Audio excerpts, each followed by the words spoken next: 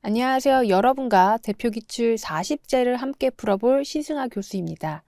이번 시간에는 11번부터 20번까지의 문제를 함께 풀어보도록 하겠습니다. 문제 11번입니다. 보기에 기역과 니은에 들어갈 용어로 바른 것은? 보기를 읽어보도록 하겠습니다. 스포츠에는 기역적 요소와 니은적 요소가 모두 내재되어 있다. 기역적 요소는 경기의 긴장과 흥미를 불러일으킨다. 선수들은 승리하려는 강렬한 욕망으로 인해 경기에 몰입하고 스포츠 팬들 역시 승부로 인해 응원의 동기를 갖게 된다. 그러나 경쟁심이 과열되고 승리가 절대화될 경우 제도화된 규칙이 무시될 우려가 있으며 스포츠는 폭력의 투쟁으로 변질될 수 있다.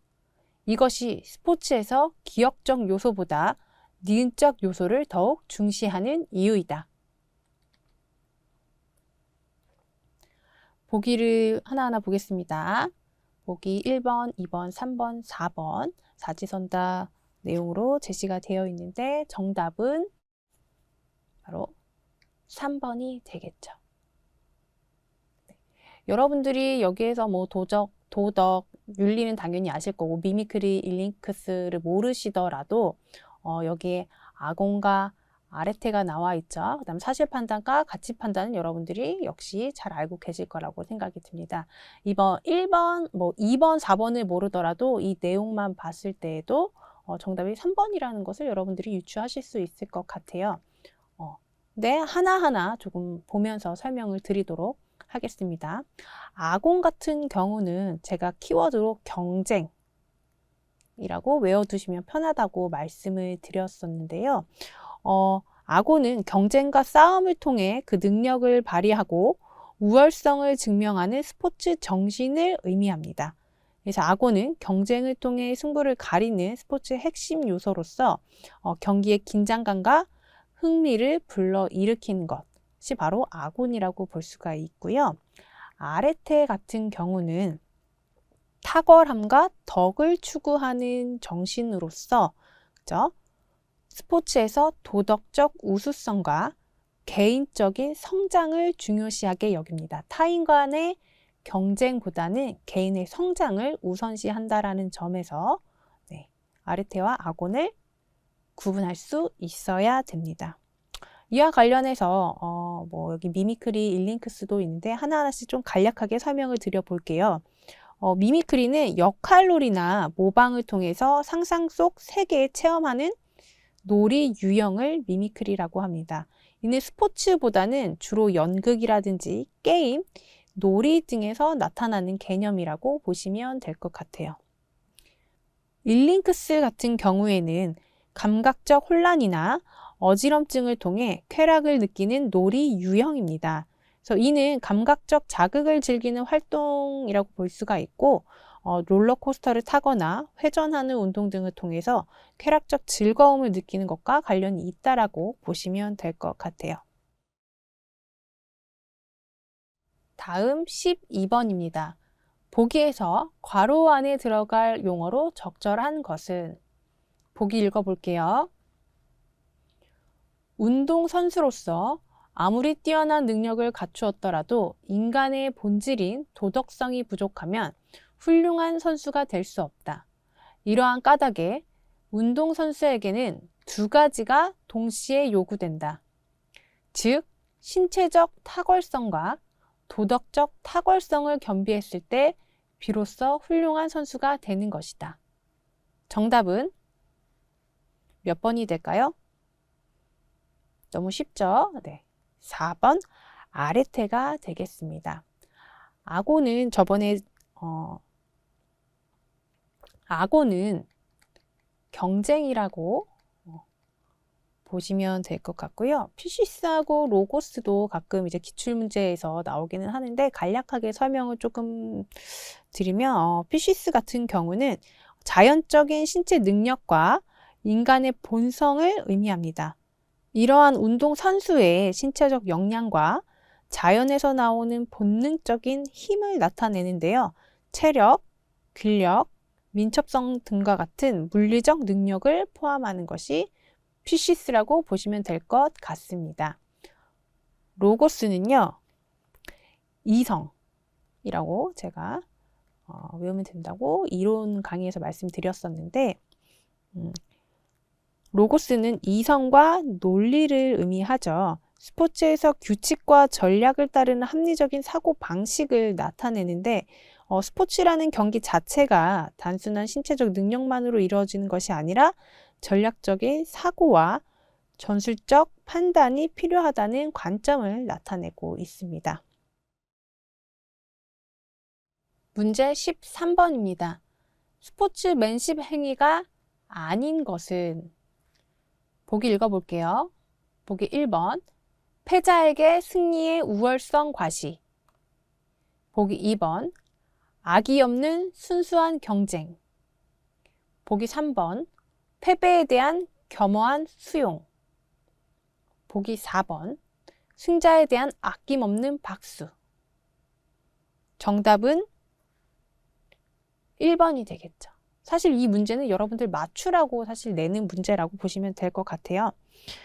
스포츠맨십의 정의를 말씀드리자면, 스포츠맨십은 경기에서 공정함, 존중, 예의 등을 지키며 상대방과 규칙을 준수하는 도덕적인 태도로서, 이는 스포츠인이 마땅히 지켜야 할 기본적인 태도라고 보시면 될 것 같아요. 그래서 이러한 스포츠맨십은 몇 가지 주요한 요소를 구성하고 있는데요. 공정한 경쟁, 상대에 대한 존중, 패배를 수용, 승자에 대한 인정, 심판 판정에 대한 겸허한 수용 등이 있습니다.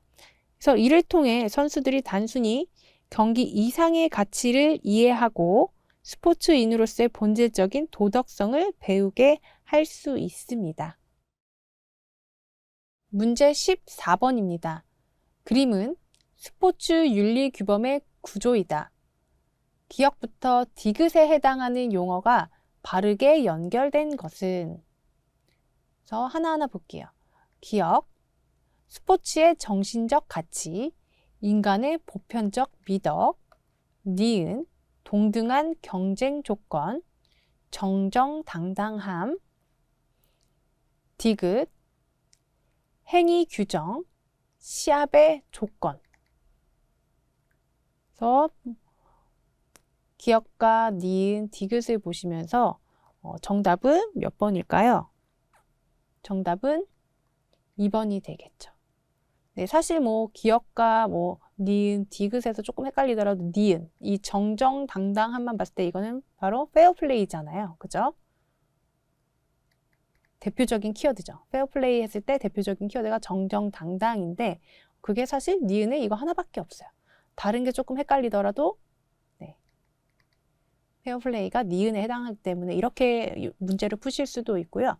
또 하나 중요한 것은 여기가 지금 기역 안에 니은이 있고 니은 안에 디귿이 있잖아요. 제가 봤을 때 여기에서 주요 키워드를 봤을 때 스포츠맨십이 가장 큰 개념이죠. 그렇게 봤을 때 여러분들이 2번하고 4번만 정답이 될 수 있다. 그래서 여기에서 또 이제 2개 중에 하나를 골라야 되는데, 페어플레이 안에 규칙을 준수하는 것이 포함이 되기 때문에 페어플레이가 먼저 와야 되겠죠. 그 안에 규칙 준수가 포함이 된다 라는 식으로 문제를 푸시면 조금 쉽게 문제를 푸실 수 있을 것 같아요.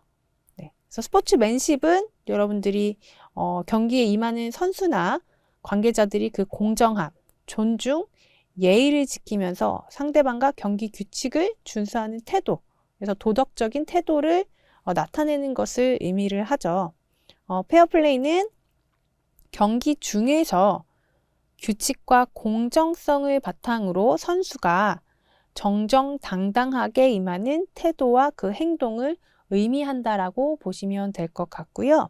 규칙 준수는 경기 중에 설정된 규칙을 정확히 따르고 이를 통해서 경기의 질서와 공정성을 유지하는 행동을 의미한다라고 보시면 될 것 같습니다. 문제 15번입니다.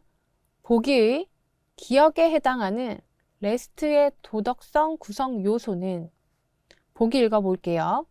상빈, 직업 선수에게 가장 중요한 것은 무엇이라고 생각해? 미라, 연봉이지. 직업 선수의 연봉이 그 선수의 능력을 나타내는 것이라고 생각해.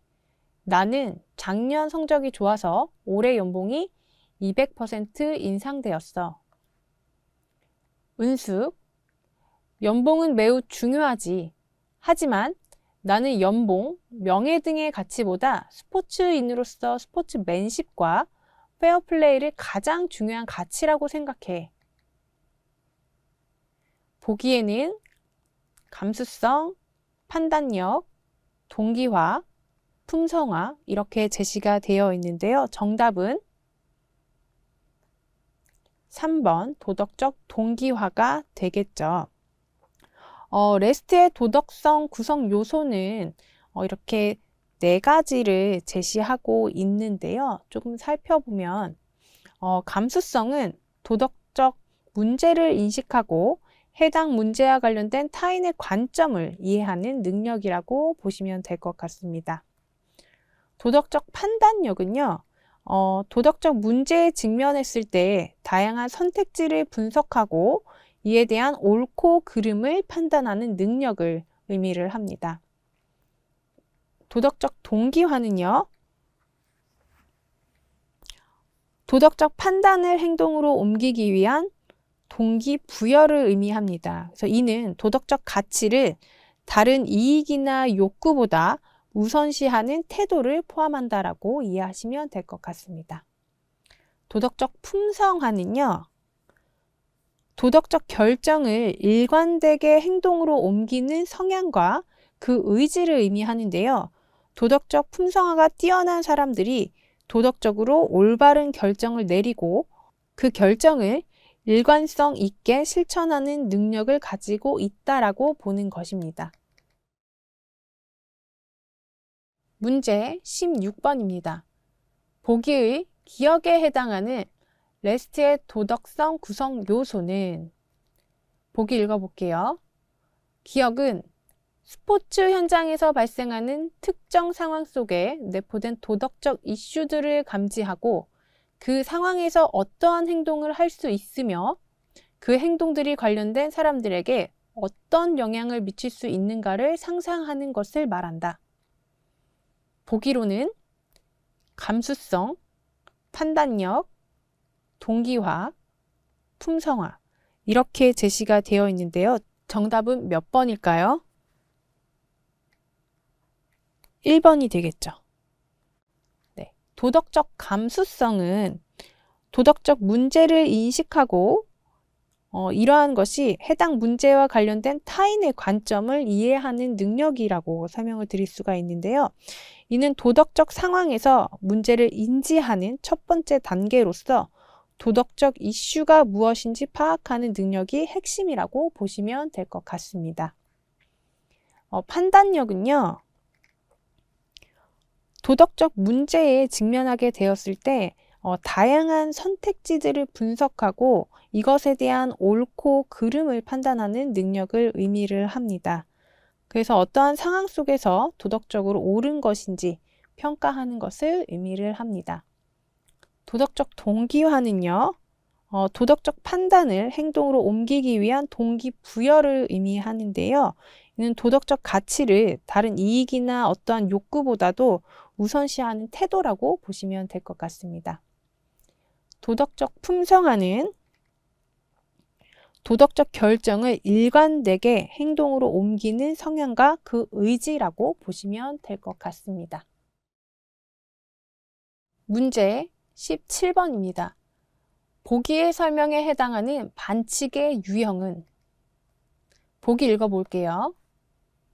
동기, 목표가 뚜렷하다. 스포츠의 본질적인 성격을 부정하는 의미로 해석할 수 있다. 실격, 몰수패, 출전 정지, 영구 제명 등의 처벌이 따른다. 보기에는 의도적 구성 반칙, 비의도적 구성 반칙, 의도적 규제 반칙, 비의도적 규제 반칙이 제시가 되어 있는데요. 정답은 1번이 되겠죠. 스포츠에서 반칙은 경기의 공정성을 유지하고 질서를 보호하기 위한 규칙을 어기는 행위를 의미하는데요. 여기서 반칙은 그 동기와 목적, 그리고 경기 규칙을 어기는 행위에 따라서 다양한 유형으로 나눌 수가 있습니다. 그래서 여기에서 보이시는 의도적 구성 반칙 같은 경우는 경기의 구조적 규칙을 의도적으로 어기는 행위로서, 예를 들면 축구에서 고의로 손으로 공을 만진다거나 경기를 일부러 중단시킨다거나 이러한 것들이 여기에 해당된다라고 볼 수가 있겠고요. 이러한 반칙은 규칙을 의도적으로 어기는 명백한 행동으로 간주되기 때문에 그 결과에 따라서 출전 정지나 실격과 같은 강력한 처벌이 뒤따를 수 있습니다. 그래서 의도적 규제 반칙 같은 경우를 설명을 드리면 경기 규칙 내의 세부적인 규제를 의도적으로 위반하는 행위라고 볼 수 있는데요. 경기의 질서와 흐름을 유지하기 위한 규칙을 위반하는 경우로서 예를 들면은 축구에서 상대방을 고의적으로 거칠게 밀거나 다리를 걸기를 해서 규정된 행위를 위반하는 경우, 이러한 것들이 예를 들 수가 있겠습니다. 여기 비의도적 규제 반칙이라고 제시가 되어 있는데, 여기에 대해서 간략하게 설명을 드리면, 규제된 행동을 의도하지 않게 위반하는 경우를 비의도적 규제 반칙이라고 하는데요. 예를 들면 축구 경기에서 상대방을 다치게 할 의도는 없었지만 실수로 상대방을 넘어뜨리는 등의 행위가 바로 여기에 해당된다고 볼 수가 있겠습니다. 이런 경우는 사실 의도적이지 않았더라도 반칙으로 간주가 될 수 있고 경고나 페널티를 받을 수 있습니다. 그래서 여기 보기에서 보시면 실격이라든지 몰수패, 출전 정지 이러한 것들을 당할 수 있기 때문에 구성적 반칙과 관련된 내용이겠죠. 그래서 동기와 목표가 또 뚜렷하다는 점에서 비의도적인 게 아니고 의도적으로 했다라는 측면에서 정답은 1번이 되겠습니다. 문제 18번입니다. 보기에서 나타난 현준과 수연의 공정시험에 관한 관점이 바르게 연결된 것은? 보기를 읽어보겠습니다. 현준, 승부조작은 경쟁적 스포츠의 본래적 가치를 훼손시키는 행위지만 경기 규칙을 위반하지 않았다면 윤리적으로 문제없는 것이 아닌가? 수연, 나는 경기 규칙을 위반하지 않았다 하더라도 스포츠의 역사적, 사회적, 보편성과 정당성 속에서 형성되고 공유된 에토스에 충실해야 한다고 생각해. 그래서 스포츠의 가치를 근본적으로 훼손시키는 승부 조작은 추구해서도 용인되어서도 절대 안 돼. 보기가 주어졌는데요. 정답은 몇 번이죠? 2번 형식주의와 비형식적주의가 되겠죠. 형식적주의는 형식주의는 스포츠 규칙과 규정이 스포츠의 본질을 이룬다라고 보면서 엄격한 규칙 준수가 도덕적 판단의 기준이 된다라고 보는 관점입니다. 그래서 형식주의는 규칙이 가장 중요한 요소로 간주되면서 규칙을 어기지 않는 한 어떠한 행동이든 윤리적으로 문제가 없다라고 보는 것을 형식주의라고 보시면 되고요. 비형식적주의 같은 경우에는 스포츠 정신과 경기의 맥락을 중시하면서 규칙 자체뿐만 아니라 그 규칙이 가지고 있는 스포츠의 본래 목적과 가치가 어떻게 부합하는지를 고려한다고 보시면 될 것 같아요. 그래서 비형식적주의는 규칙을 준수했더라도 그 행위가 스포츠 정신을 훼손하거나 비윤리적일 수 있다라고 보는 것입니다. 문제 19번입니다. 보기에 대한 내용과 성차별적 인식이 다른 것은? 보기 읽어볼게요. 보연, 내 친구 수연이는 얼마 전부터 권투를 시작했어. 남자들이나 하는 거친 운동을 여자가 겁도 없이 한다기에 내가 못하게 적극적으로 말렸어. 지웅, 잘했어. 여자에게 어울리는 스포츠도 많잖아. 요가나 필라테스처럼 여자에게 어울리는 종목을 추천해줘. 각각의 보기를 한 번씩 읽어보겠습니다. 1번, 남자라면 거칠고 투쟁적인 스포츠를 즐겨야 한다. 2번, 남성다움, 여성다움을 강조하는 스포츠 참여를 권장한다. 3번, 권투에 참여하는 여성은 여성성을 잃게 되어 매력적이지 않다. 4번, 여자보다 남자의 근력이 강하기 때문에 권투와 같은 종목은 여자에게 적합하지 않다. 정답은 4번이 되겠죠. 성차별은 성별을 이유로 개인이나 집단을 불공정하게 대우하거나 차별하는 행위인데요. 이러한 성차별적 인식은 사회적 편견이나 문화적 고정관념에 근거해서 특정 성별을 부당하게 평가하거나 기회를 제한하는 것을 의미를 합니다.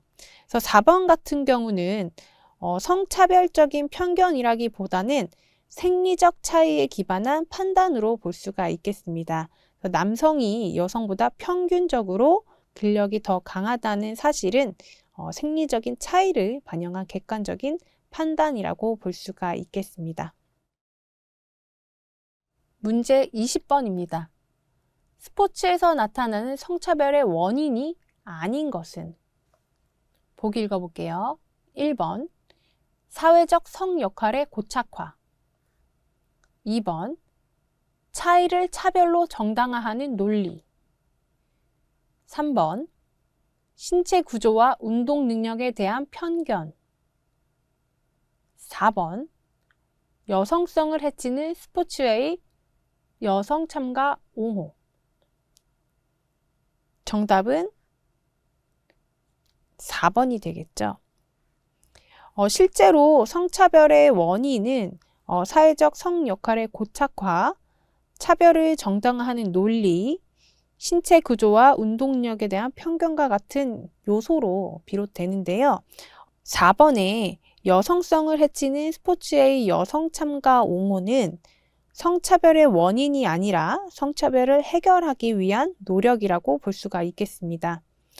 그래서 과거에는 이러한 여성이 경쟁적이고 강도 높은 스포츠에 참여하는 것이 여성성에 맞지 않다라는 사실 편견이 있었지만 이는 점점 극복되고 있고 실제로 여성의 스포츠 참여를 옹호하는 것은 성별에 관계없이 동등한 기회를 제공하기 위한 중요한 부분이라고 이해를 하시면 될 것 같습니다.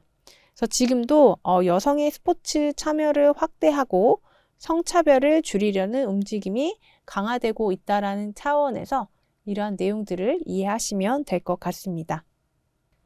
지금까지 11번부터 20번까지의 문제를 풀어봤고요.